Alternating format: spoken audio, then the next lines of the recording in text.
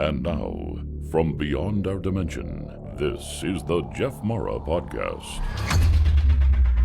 Here's Jeff.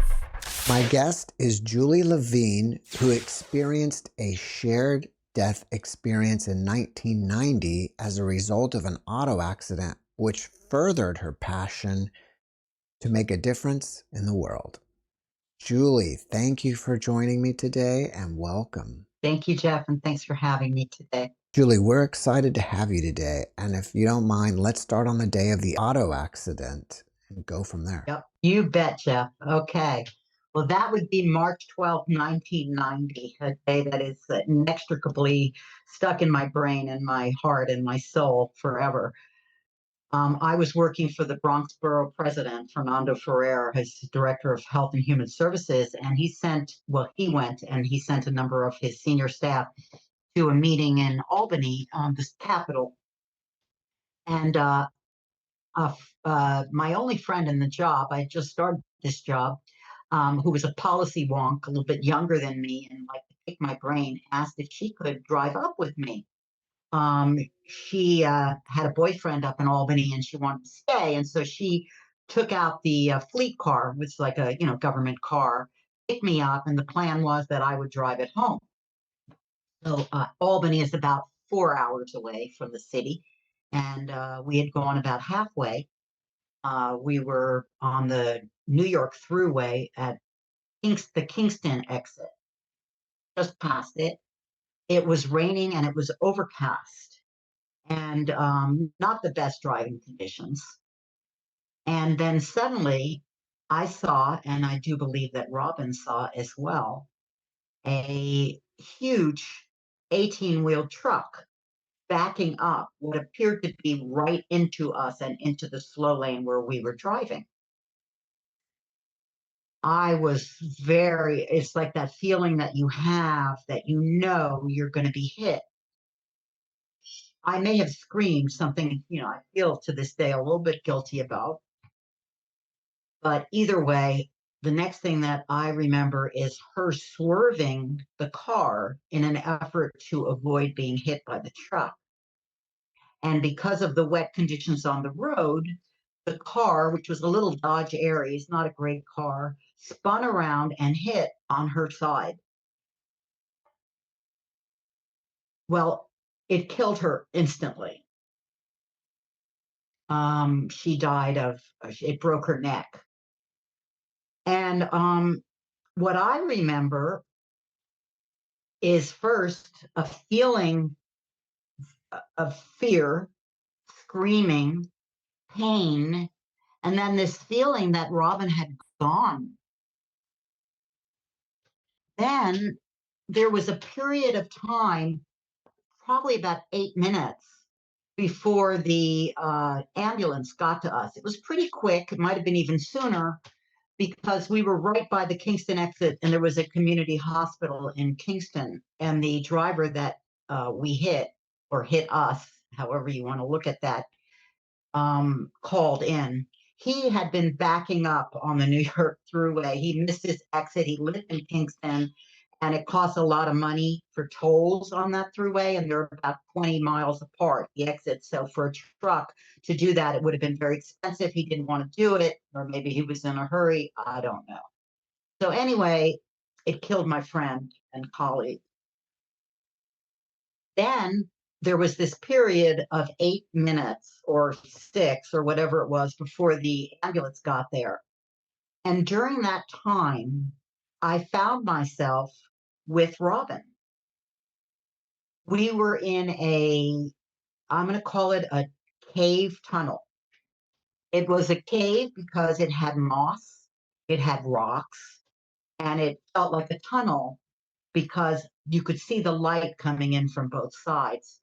Now, I know a lot of people who've had near-death experiences because I have become very involved in the International Association of Near-Death Studies and all that, do experience going through it like a tunneling effect, going through a tunnel. So this was a tunnel, but it was also definitely a cave. My friend Robin and I were in the cave together. And we were not able to hear each other's thoughts, but there was a presence there in the cave with us. I want to say, because I've always been one of these people, even before this, when I was an agnostic, but that really wasn't a Judeo-Christian person, just believed in the energy that connects all things, or the love that connects all things.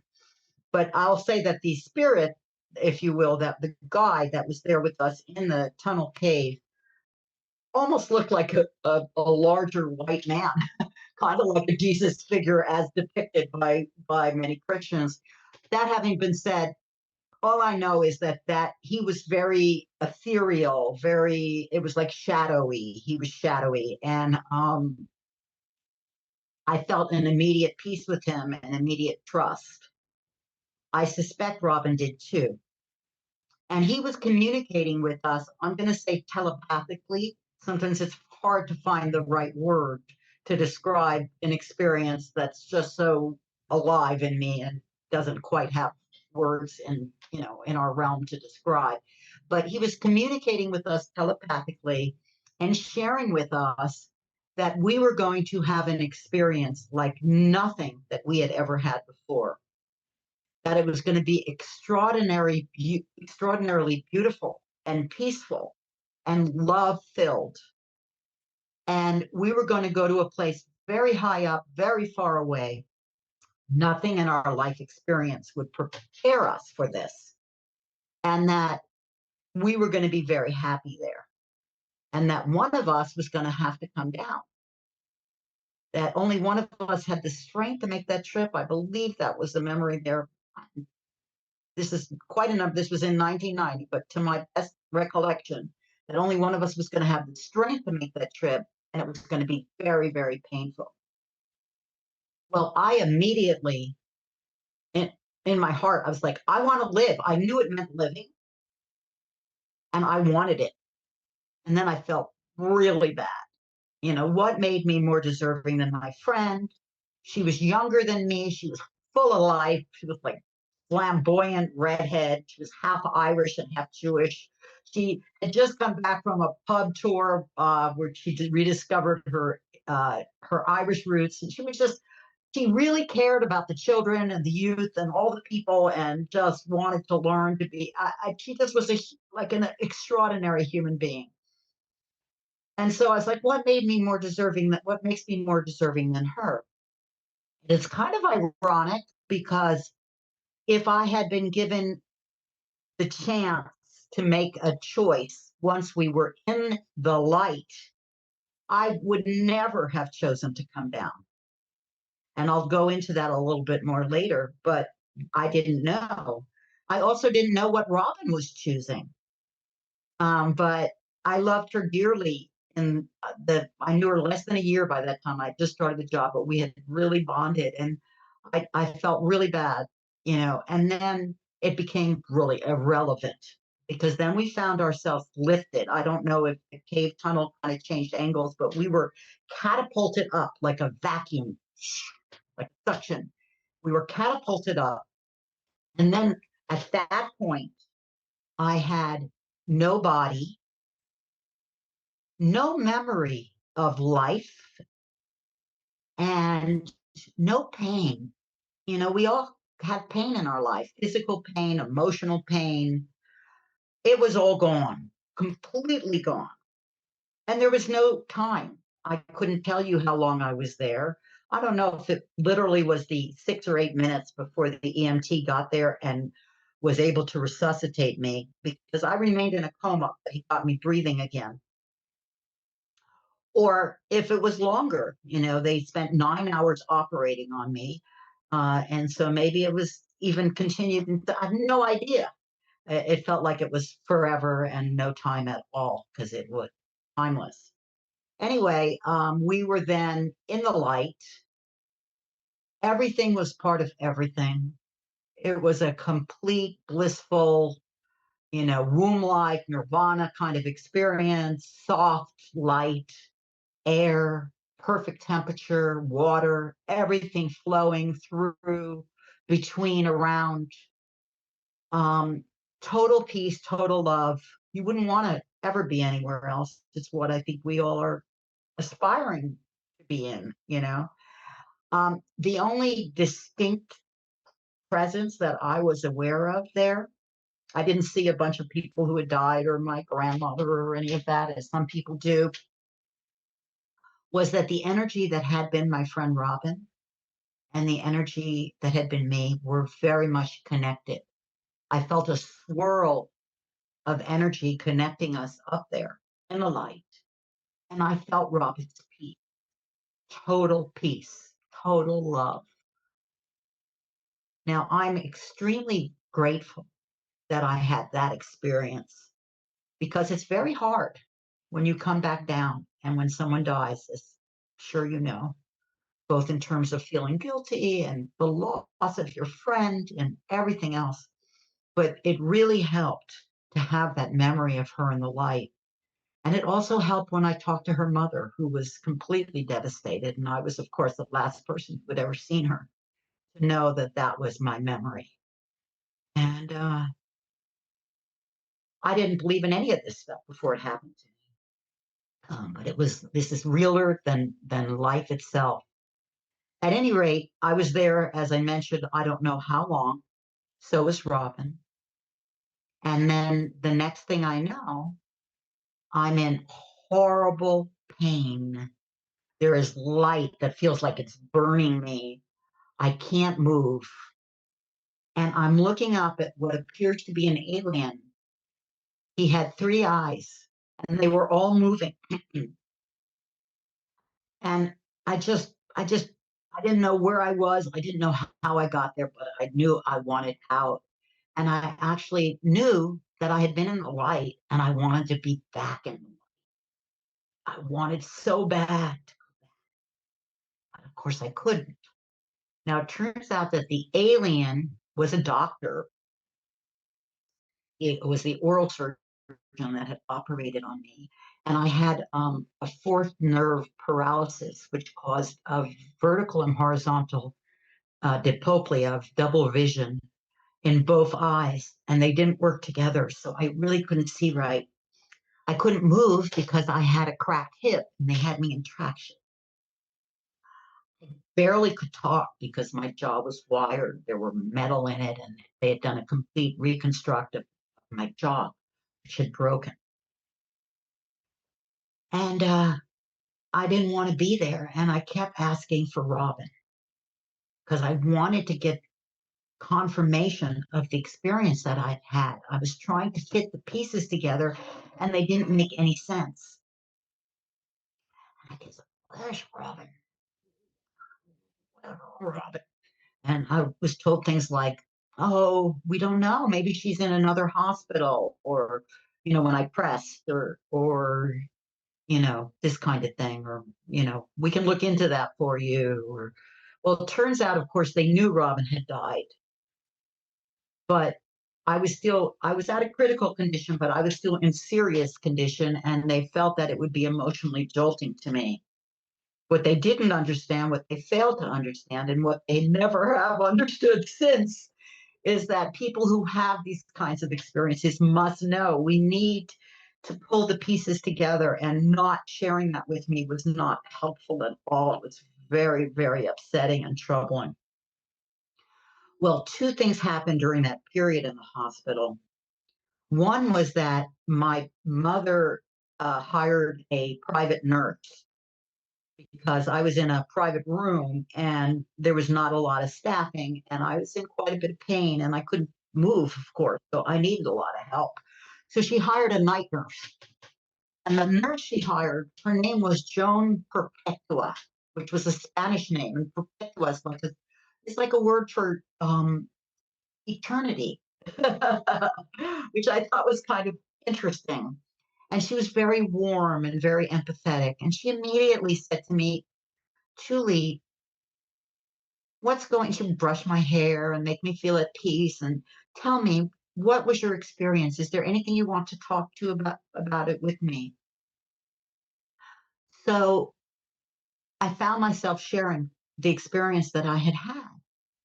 She was so supportive, and she said that in her years in nursing that she had taken a course in this, and that a number of people had had similar experiences to mine. She didn't know of a situation where somebody had had a shared NDE, an empathetic, whatever we're going to call that, but that she certainly knew of people who had had these near death experiences. And that made me remember that my mother's younger cousin, Nina, had a bad car accident 17 years before. And she had talked about having had a near death experience. Well, I was thinking maybe I'll try to call her. I had a little phone in that room, but she beat me to it. And she called me and she said, honey, I heard what happened. Talk to your cousin Carla. I understand. Tell me what happened. And so I found myself telling her as well. And I cried and I cried and I cried.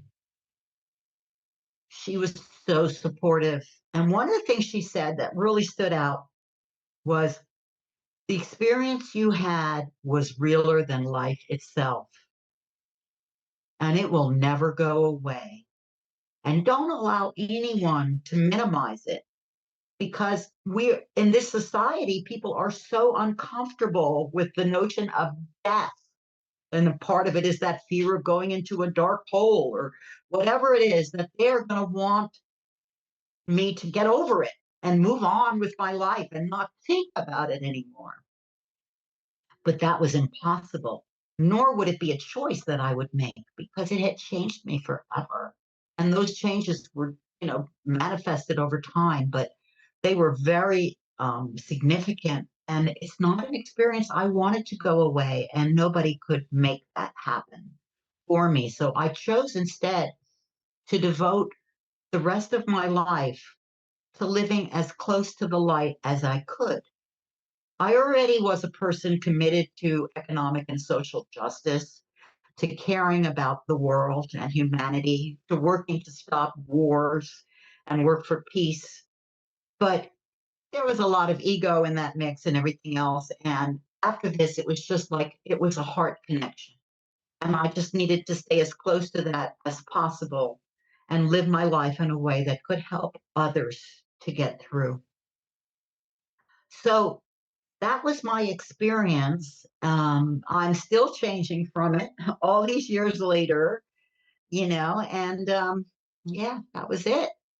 When you first crossed over, you had some sort of etheric body or astral body, is what I'm assuming. Did you see Robin's body as well? Like, did you, even though you didn't speak to her, how did you know you were with her? Okay.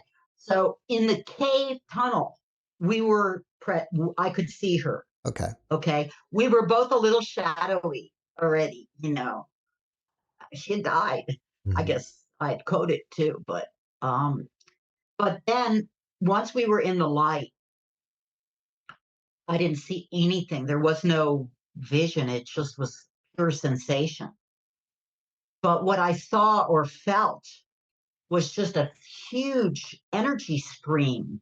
It was like a circular kind of an energy flowing from her. What was her? It was clear as day. It was her. I could feel her presence. I could feel her spirit. But no, I couldn't see her body. But I had no question that was Robin. And it was the only thing that I experienced that wasn't just such a part of everything that I couldn't even differentiate. Now, when you saw the alien, it wasn't really an ET. It was just the way that you could interpret the doctor because your eyes were messed up, right? I don't think it was, yeah, my eyes were messed up, but also part of me was still there. It was still in the light. I was not reconciled to coming down. And so I had this whole experience of light and soft water and air and all of this and love, pure love and no pain. And then I came back down and I was, it was it felt very strange and alien. Like I didn't belong here anymore. I wanted to be back where I had been. And I just didn't understand it. I couldn't put the pieces together from where I had just been to suddenly where was I now? It was horrible. It was very painful, physically painful, emotionally painful, and very confusing. If the other side is more real than here, Then what is here? Is it a dream or a simulation? Yeah. Well, I'll tell you, before I had my experience, I would say I don't believe in anything I cannot immediately see. I'm open, but I'm agnostic. If there is a God, let him or it show itself to me. And then after the experience, I felt like I had seen this, that I had experienced it. What I realized about life is, I've never been a suicidal person. I basically, people perceive of me as a happy person, but life is very painful. It is a journey, and it's a very painful journey. We experience physical pain, we experience loss and separation, we experience economic and emotional and other types of hardships along the way. We experience all of the things that are wrong that we feel we don't have an ability to change. It's rough. It's a rough ride. And what I'm clear about is that it doesn't end with darkness and a hole with nothing. It ends with everything, the opposite of nothing. It ends with the ability to take everything in a way that's loving and kind. It's so I do think we are in a journey here. Um, I'm not sure because I didn't have this experience, but I did learn from somebody who does hypnosis, Brian Weiss, Dr. Brian Weiss, where he did past life hypnosis to help people, and they went into previous lifetimes. Now, I didn't have any experience with reincarnation or previous lifetimes, but what he described is at the end of a lifetime, people went through a tunnel and they experienced the light and they felt total peace. So I'm like, wow, that's really interesting. That's consistent with my experience. So likely we do go through some kind of cycles. I don't think our body comes out looking like us, but whatever our energy or our spirit is in some way, at least our at least even if it's just they fertilize the earth and they become connected with other energy, that it doesn't end here. We may want to hold on to our identity on earth as we know it, but that is ego, and ego's not so bad. Ego is about confidence and identity and all of those things, but we don't need those when we move past here. And all I can say is for me and for others like me that have had this kind of experience, we've lost all fear of death, all fear of death. We know that when our time comes, we are going to a better place. We know that where we are going, we will be very happy. For me, I can't wait. I can't wait for that time. It's hard. My partner is like, honey, I want to have 30 more years with you. And I'm like, well, I'm 65 and, that is possible, but I don't need that for myself. I'm okay anytime. I'm ready. I'm going to live to the fullest. I'm going to live as close as I can to the light, help as many people and animals along the way. And when my time comes, I am ready. I am like, yes, my time has finally come. So there is that. Um, I I don't think that dying is necessarily something that I would look forward to. Nobody wants pain, and pain often is connected with dying, but death itself is not something for me to avoid. Now, I realize that other people who have not had an experience like this may seem very, like they may feel very skeptical about this. And that's fine. I understand because I was exactly the same way. But perhaps just hearing about my experience and other experiences, because I know, Jeff, that you do other interviews of this kind, it can help people understand that maybe it's possible that it's not a just dark hole and nothingness that you go into, that in fact, there is a better future ahead, something to look forward to, and something to help you when times are rough here on earth. Um, So I do hope that this can help people who are either dying or experiencing the death or dying of loved ones, help them to understand that it is not just an end. After your NDE, did you know that you had any new abilities that could be considered psychic? Not right away. It's a good question. Not right away, but I've discovered that I did over time. There were a few things that happened to me. One of them was that Robin made a connection. She came back when I was going through a very difficult time, and she came back to support me, and I felt her presence very strongly. Um, the another thing that happened was soon after my experience, my grandmother was dying, and I was very close to my grandmother. And when my grandmother did die, very soon after her death, I was organizing. I was, still working for the Bronx Borough President, and I was organizing a march for reproductive rights in Washington D.C. And we had a bunch of buses going. We had to leave really early in the morning, and so I got up super early, like 3 in the morning, and I reached for my coffee can, and I knocked over a picture in a glass frame of my grandmother and my grandfather at his retirement party, being an assistant principal. And I felt my grandmother very much emerge from the frame. I felt her energy 100%. And she was like, honey, I'm with you. Know that you're not alone. And she said, you've been there, so you know, because I had told her about my experience. I'm in the light.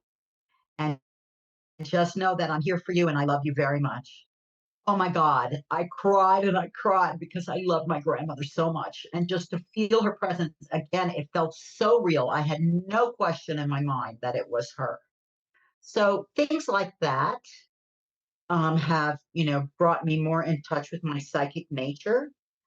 Um, I also have had like some premonitions. Like I started having dreams. I would have a dream where there was a tidal wave and people were dying, and I could feel their pain. It was so awful. And then 2 days later, there would be a tidal wave, and all these people would die. It actually literally happened like 4 times with hurricanes, with tidal waves. I could feel it. I was like, why am I feeling this if I can't do anything about it? It was frustrating, but I also could just feel the energy of other people. I could feel their pain. Um, and so at some point, I wanted help with this. And I went to a place called Esalen in the Big Sur. They had a bookstore, and I met the guy who was working in the bookstore. And he told me, you really remind me of a woman named Judith Orloff. She's a psychologist living in Beverly Hills. He said she's done workshops here, and she had a near-death experience, and she's a psychic as well as being I forget if she's a psychiatrist or a psychologist. So I read her book, Second Sight, and I cried all the way through that book. I just felt a deep feeling of connection and belonging and understanding. And so I wrote her a letter, and I told her all of the ways, reading that book had helped me and understanding all of this and everything else. And I just felt so moved. She never responded, which is okay. And then a couple of years later, I saw that she was doing a workshop up at Kripalu, this place in the East Coast. So I decided I would go. And I went to the workshop, and the workshop was about how do we connect with our psychic nature. I think there were about 200 people in that workshop, and she gave us all these various tools and exercises to do, in which we all realized, oh my God, we didn't realize how all of us had psychic nature. And she described psychic nature. She says, look, nobody has the psychic, whatever. We're all psychic. It's not something we should be charging for or anything like that. But psychic nature is a part of us. It's our empathy, our deja vu, our predilection, our empathy, all of those things together combined, um, intuition, did I say that? Make up psychic nature, especially when we're in tune and we're in balance. And for me, a funny thing happened in that workshop.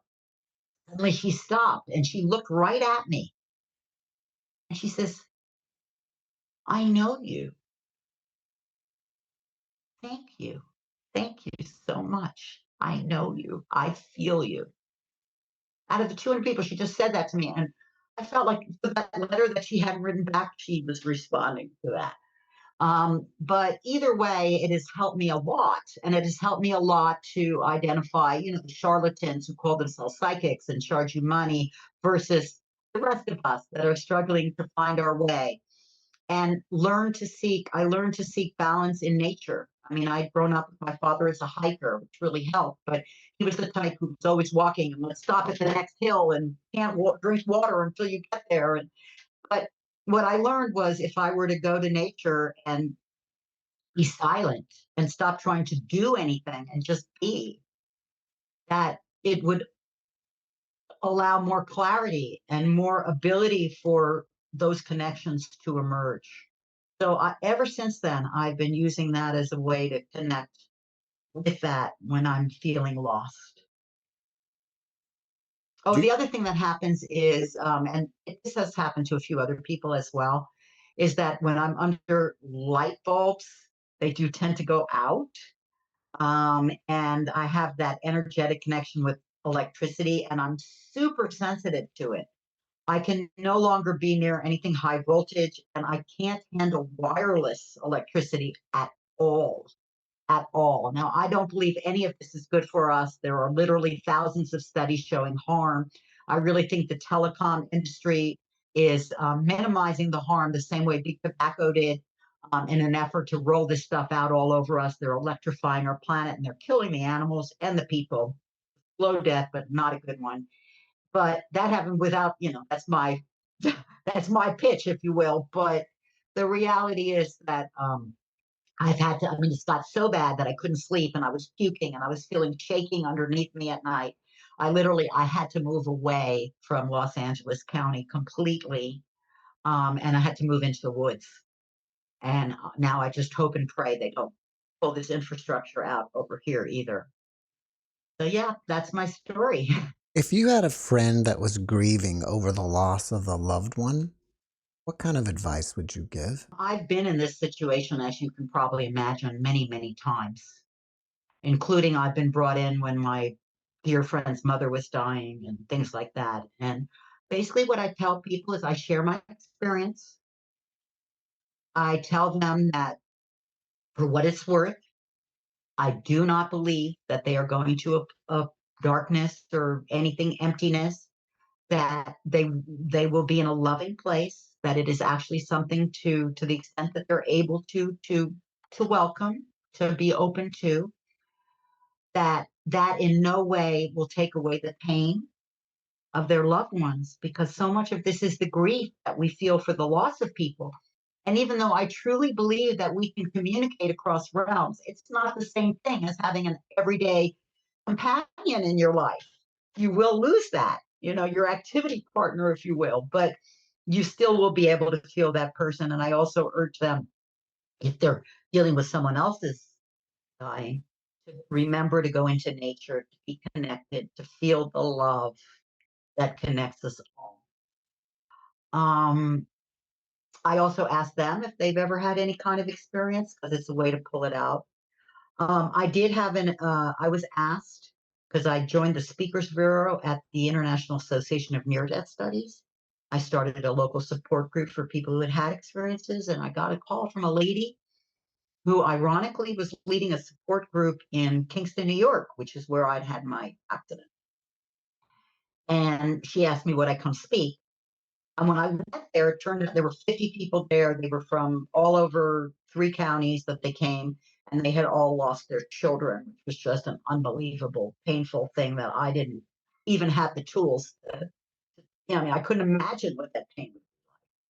What I found myself doing, I kind of switched my plan. My plan was to talk about my experience and then to talk about the evidence of this historically, like the book of the living and dying, the book of the living and dying, and some of the other literature out there of the pharaohs that were buried and if they underground in the sand, and if they lived through the night, then they were deemed wise and ready to be leaders. And if they didn't live, they were deemed not supposed to lead. And all of these evidence that there was a knowledge of this throughout time in our more spiritual cultures. Um, so that was my plan. But when I realized that they'd all lost their children, I just was kind of, oh my God, where do I begin? And I realized I need to begin with their hearts. And so I asked them, have any of you ever had, and it was a church, I didn't know it was sort of Christian, I mean, not that necessarily everyone's Christian, but people were going to be more mainstream in their views and their religious views. But I said, has anyone ever had an experience that connected you to your child after they died? Love to hear about those. Let's start there. That became the entire meeting. Almost everybody shared an experience. It was just extraordinary. We were all crying and people were holding each other. It was just unbelievable, the experiences. I mean, if you lose your child, there's no deeper love. How could it came out of you? How could the issue of death completely separate you? No, it doesn't. And then, I mean, just the stories were just so beautiful. And there was one man who did not speak at all. He was very quiet. He looked very tense. And at the end, they did a thing where, you could have some coffee cake and juice and chat with the facility, the speaker. And a number of people came up to me, and this one guy just stuck around, but he didn't approach me at all. So I went up to him and I said, is there anything you want to share? He's one of the very few people who hadn't. And he said, oh, no, I don't think I had any real experience. I'm sure it was nothing. He went on like this. And he said, no, well, let me hear about it. Okay, well, his daughter had died when she was 7. She'd been riding a bicycle in front of their house, and she had been hit by a car.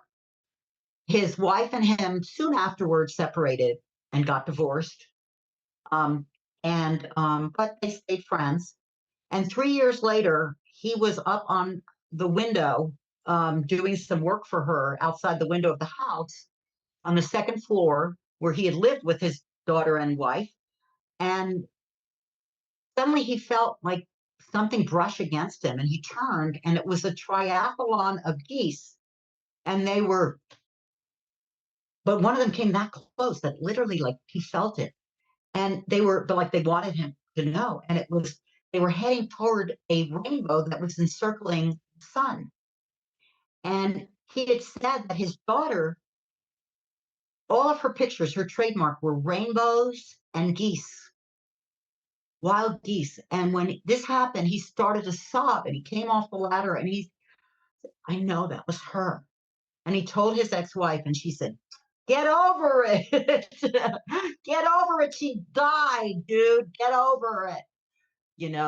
It's been 3 years. You need to get a life. And so he stopped trying to pay attention to those voices, and he started kind of running and avoiding having to deal with it. And like, I need to get over this. And so I said to him, no, I said, just the opposite. Find that place, whether it's nature or anything else, and find that place where you can hear those voices. That was definitely your daughter. That was so clearly your daughter. And you need to accept it when in any way that it comes. Don't question that. Well, but this happened, but that, accept it and allow it and leave opening, and more will come. Not always on the timetable you would want, not always like this, but it will come. You mentioned that you could understand when a psychic is a charlatan. Can you give any advice for people who haven't had an NDE to be able to understand the difference? Well, if we understand that we all have psychic nature, but somebody puts a plaque in front of their door and they says, I'm a psychic and I will read your fortune or your future or whatever for this amount of money. At the very least, that person is not taking a gift. I'm going to use the word God, but a gift of God, a gift of love, a gift of a deep spiritual gift, and taking it and corrupting it. This is not about money. This is about heart and soul and love and purity. So to me, that's immediately makes me suspect. Now, that doesn't mean that that person is not very connected to their psychic nature. They may well be. I mean, Judith Orloff, for example, she was hired by the Navy and other to find shipwrecks because she could find them literally because of her psychic nature. But she did take money for that gift. Sylvia Brown. Now, I've never shared this before, and I hope I don't. No one's going to get mad at me for it. But Sylvia Brown is a psychic. I believe she's got a lot of psychic nature and a lot of psychic skills. And for years, she was partnered with Montel Williams on the Montel Williams show. I went on the Montel Williams show because they found me through that same Ion Speakers Bureau. And he had me come on along with a few other people that had had near-death experiences. Well, Sylvia Brown was there, and she immediately identified, oh my God, you have two spirits by you. One of them is young and red hair. The other one is older, and she's got a kind of a really sweet smile. I'm like, that's Robin, my friend, and that's my grandmother. And they are, in fact, often by my side. Well, I've shared this before, but what I didn't share, okay, to be honest, is that after they told me to be on the show, but before I was on the show, they did research and they called me up and they asked me a lot of questions. And I gave them that piece of information. Was Sylvia Brown reading from a script? Did she extract that from the research that had been done? Or did she really see that? I don't know. Maybe both. I don't know. But what made me suspect was at the end of the show or when there's commercials on for the public, but you're there at the show, they're saying, okay, now's the time you can ask Sylvia Brown questions. And most of the questions were, who stole my gold ring? Things like that, very materialistic questions. And she'd say, that was somebody who was blonde, who was gray haired. She was answering it. It did not feel real to me at all. Not at all. I said, this person's a fake. So trust your insights, trust your intuition, trust your own psychic nature, and trust that whether the person is a friend, whether the person is a so-called psychic or healer, their ability to see you has to do with their ability to feel you and be connected. So you can feel from a person whether they are connected. Doesn't always mean they're going to be right. For me, I don't have a need to go to any psychics. In fact, I kind of avoid it. I have a clear vision of what I need to know, and the rest of it is superfluous. It's just going to be what it's going to be. I enjoy the ride, as painful as it is, and I just look forward to the outcome. I hope I could be a last timer. I think there may be something to that. I've been working in this lifetime on, among other things, human relationships with for me, with men. Because that is an area where I felt I had yet to complete. But in other ways, I felt I really was an old soul. And I would love to be done, not to have to do another round in this realm. We'll see. Well, after watching this podcast, people may want to reach out to you and ask you questions. Are you open to that? Yes, absolutely. I believe this is a life calling, and I certainly am willing to support other people that are going through any of these issues. Absolutely. People can email me. Did you want to give that, or should I do that? Yeah, you can do that. Julie, Julie, Magic. That's for the magic of the woods, by the way. I'm not a porn star. Julie Magic, MAGIC 2010 2010 at gmail.com. Feel free to reach out. I absolutely will respond. I always do. I always will. Well, before we wrap it up, can you leave us with one last positive message? I know it can be hard out there. I know that many of you who may be listening to this podcast are experiencing pain or suffering in your life, whether it's physical, emotional, or something else. I can only tell you, try your best to enjoy the ride. Be easy on yourself. Do what you can to do good in the world, and know that it gets better. Look forward to it to the extent that you can. And to the extent that you can, help the people around you who are also struggling to get through. Julie, thank you for your message, and thank you for being my guest. Such a pleasure, Jeff. You were a terrific podcast host, and I really enjoyed the experience. Thank you. Thanks for watching the JeffMara podcast. I really appreciate you. Another way to show support is through YouTube memberships. And if you do, there are loyalty badges and other perks depending on your level of membership. All you need to do is click the join button underneath the video to find out more. Thank you for your support.